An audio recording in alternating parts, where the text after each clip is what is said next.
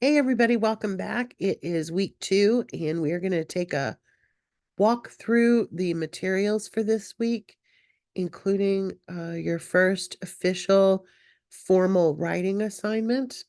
So there's going to be some formatting and fun stuff going on this week. I hope everybody had a pleasant first week. I know I have really enjoyed getting to know more about you guys over on the discussion board. You will be getting your grades back fairly quickly on the journals. Those are typically very quick to grade, and also I do not grade things until the week ends. So if you turned yours in super early this week, that's why you hadn't gotten a grade on it yet. So just keep that in mind going forward. So this week we are delving into some new topics and some fun stuff. So let's take a look at where we are. Now, I will warn you that the material, it's Sunday night, so the material is not open yet. So I am going to be in my view and not the student view, but it should still look fairly close to what you're seeing, but I want to make sure to be able to open the assignment. So we're going to Unit 2, which is all about solutions. Everybody loves those. In Unit 2, we're focusing on plagiarism, which of course is a danger zone when it comes to writing and AI generated content. So that's where we're focusing our research this week, and you're going to be doing a little of your own research this week. So practicing some of the things that will help you in later assignments as well. All right, so let's take a look at the readings and resources. As I mentioned last week in the weekly walkthrough, you want to make sure that you always take these things in order. So read through the overview and then delve into the readings and resources. As last week, we have a takeaway, so a little visual there for you. So check out. And then you have some reading assignments. So there is a link to the chapters in the textbook, the online textbook. You're going to read chapter 11 on first and last paragraphs, or introductions and conclusions, as we often think of them. And also chapter 12, just about paragraphs in general. Paragraphs are really the main unit that we use to create essays. And so it's important to kind of solidify that in our minds and what that means. So that's what we're focusing on this week in terms of the writing. And don't forget that we will also be having our first official workshop this week. So Tuesday night at 7 p.m. Eastern, you can log in using the link over on the far left, English Workshop information link, and I will be leading that on Tuesday evening. All right. The next thing is an article on plagiarism, and there's a link directly to it, so you just have to click on that. You will probably need to sign in. I do believe that is a library article. And then there's a couple of videos, four videos. So close. These are really important though, because one of the things that we do to avoid plagiarism, most people do not plagiarize on purpose to be bad. Most people kind of do it accidentally. And so learning how to effectively incorporate the words and phrases and ideas of others into your writing is something that is a really important tool. And these videos will help you get a good introduction to that. So make sure you watch those and do the readings before going to the work for the week. I've got a couple of interactive exercises. Okay, I should not be in student view, but it is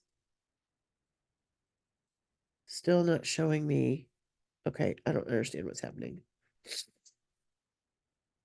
There it is. Okay, shoo. Um, you have two interactive exercises, and then you have the graded assignments. Okay, I thought I lost them there for a minute. Well, I did lose them. I don't know why. The first one is, as usual, a discussion board. So in the discussion board this week, review the paragraph below that was submitted by a student as the answer to a discussion board prompt.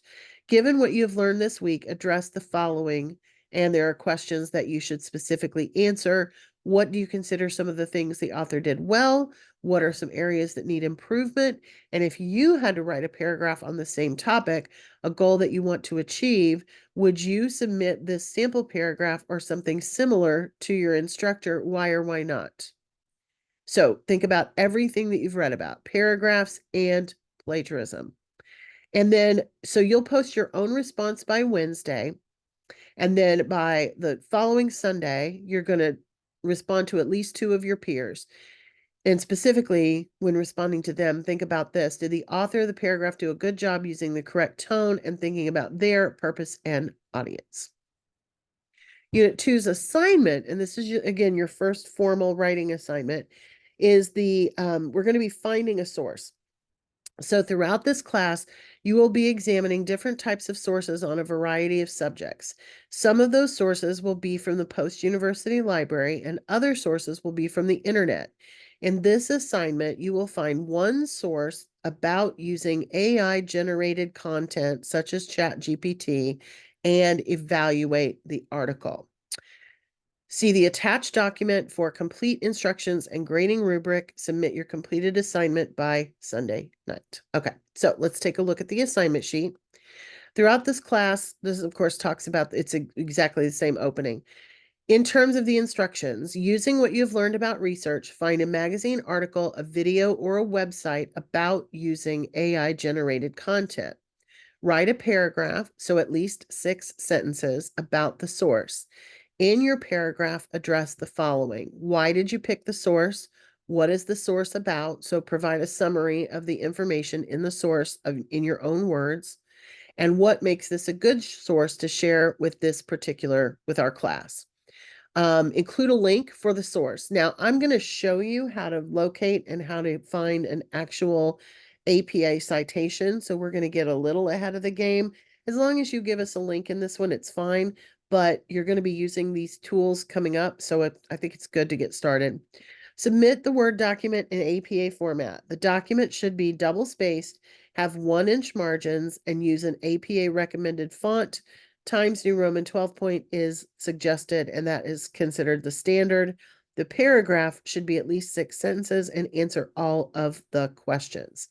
You should also, before you turn it in, go through and make sure that you have met all of the requirements in the rubric. That's going to help you get all the points. Okay, so keep in mind the rubrics are always provided on these assignment sheets. All right, so let's take a look at a Word document, and then we're going to locate some articles that we might use. Okay, so I'm going to close this out. This is what your document is going to look like. It is an APA document, so it has a cover page. It has the page numbers appear in the header. Just a page number, it's all that goes up there, which is easy peasy. You have a title, which is bold. You have a couple of lines between, and then you have your first and last name. You will use the rest of this almost exactly as is, although you'll change it for each date. And I am going to give you this document, by the way, so you can use it as a sample. Department of English, Post University, English 107, my name, and the date. Now, you'll change that date to match whatever you're turning in. So I've given it a title. What about AI content? The title appears again at the top of page 2. This paragraph has nothing to do with AI. This paragraph has to do with APA stuff. So this is just kind of for your help. It also gives you kind of a placeholder. So you can just type over that and use this as a template. And then on the final page, we have the reference page. Now, we'll only have one article for this particular assignment. And you can just put a link here if you want to, but I am going to show you how to set up an actual APA citation. We need what's called a hanging indent, and we can use the little ruler to move that over. Let me show you just kind of what that looks like as a placeholder here. Oops, except it should be double spaced. Let's click on this and change to double spacing. There we go. All right. So you notice the second line, if there were 3 lines, usually are not. Usually these are fairly short, but if there were 3, everything after the first line is indented a half an inch. That's what's called the hanging indent. You can use the ruler to do that. You can also use the special line spacing options, and it's under spacing. You can, or I'm sorry, it's under indentation. And you notice it even says hanging. If this didn't say hanging, you could choose. Okay, so let's click OK. All right, so we've got to find articles on ChatGPT. It could be a video too, so it doesn't have to be an article. It could be an article from a magazine. It could be a video. It could be a website. So I'm going to show you where to go to find that information. Obviously, we can use the post-university library, and we can click directly on the library link, and we can put in here, it's going to make me sign in, of course. Okay, and we can put in here something along the lines of using AI to write, something along those lines. Click search. And there are tons, literally over 1 million articles. We do want to find things that we can actually read, so we will limit this to full text. I will also limit this to probably just the last 4 years or so, because I mean, this is fairly new stuff. So we can move this all the way up to like 2020. There we go. We can also limit this to magazines, because if we're talking about peer-reviewed academic journals, those are going to be very high level kind of things. And honestly, we don't need anything that crazy. So I'm going to click on magazines. And let's see, I think videos are their own. No, it doesn't have a section. So we're just going to click update for magazines, which takes us down to under 8,000, which is helpful. And you can use anything. I mean, any of these are going to be fine. Anything that sounds interesting to you. One of the benefits of using the library sources, and I'll show you this, is that we will have a real APA citation to use. So I'm just going to choose this one because it sounds interesting. In order to read it, I would click over here on the PDF full text. You will need to read it in order to summarize it and talk about it. But while we're on this page, I want to show you over here, there's a lovely magic button that says Cite. So I'm going to click on that, and I want APA, which is right here. This is my APA citation. So I'm going to highlight it and copy it. Now let's go back over here to Word, and we're going to, I want to paste, but I want to match the formatting. So I'm going to click on that. I want it to keep the italics and all that stuff. So that's why we want to choose match the formatting. So that would be the citation for the article, and then I'm going to write about it in my paragraph. Let's say we want to find a video. So I'm going to click on YouTube. Now, again, you only have to find one. That's all you have to do. But I'm going to show you how to cite each one of them. So let's go Chat GPT and plagiarism.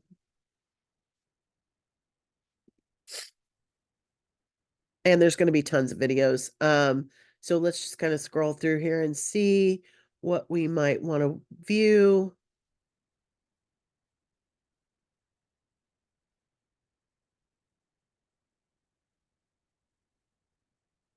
I don't like that a lot of these videos are teaching you how to use it without getting caught.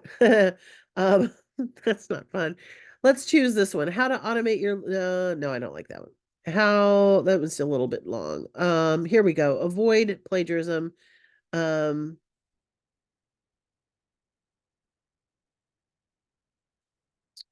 I don't like that one either. Let's go. I thought one of the early ones looked good. Here we go. Plagiarizing Chat GPT, is it illegal? That seems like a good one. And this is a nice short video. It's like 4 minutes. So let's open this. Why don't you own commercial real estate? Yes, you. Why don't you own commercial property? So if you've heard, in order to cite a YouTube video, I'm going to get the URL and I'm going to open a website called Scribber. If you were paying attention, you may have noticed that the videos about plagiarism in our unit actually come from this website. Scribber is a really good source for a lot of different things, but we're using it today for the citation generator. So if you have a website, and YouTube, of course, would be something from a website, we're going to just paste the URL and cite. Click the cite button. It's going to give us the citation. Now we need it in APA, and I think, oh, it's saying it's APA, although I can already see that there's a problem with it. I'm going to copy it to clipboard and then I'll fix it when we get over there. One of the things you should know about APA is that when you're using authors in APA, you are only using last names and first initials. So I noticed they did not change that. Where'd it go? Oh, edit, sorry. All right, so Mark Lida is his name, and I don't need all this other thing about him being the attorney and Lida Group. I need his last name and his first initial. That's all I need there. You notice it from the one above, right? So this is what it would look like. You can leave everything else the way it is. Everything else is fine. So that's how we would cite that video. Let's say we just Googled and found a website. Let's say Google. By the way, I know it's weird. You're seeing that I'm in an incognito window. The only reason I'm in an incognito window is that with all the every school I teach for uses the Microsoft Authenticator.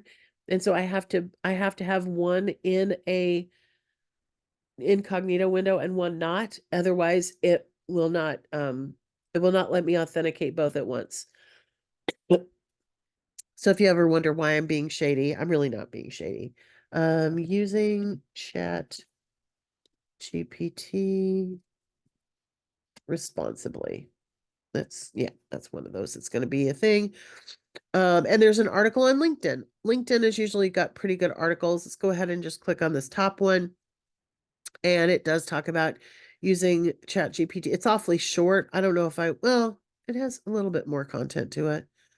It's a little bit light. But I'm just going to go ahead and show you that if we copy that, we can also get the citation again from Scribber. So click that.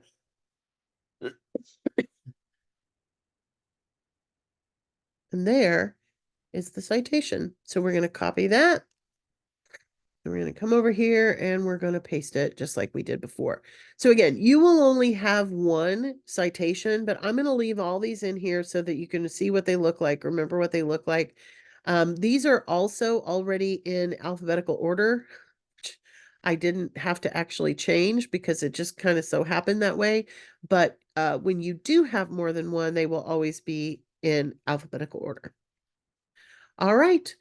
Don't forget, if you are available, please do plan on attending the workshop on Tuesday night. That will also give you a chance to ask me questions in person, live by Teams, but still definitely more immediate than email. So take care, everybody. Have a great week too. And I will see you next week for the next video, but hopefully I will see you on Tuesday night.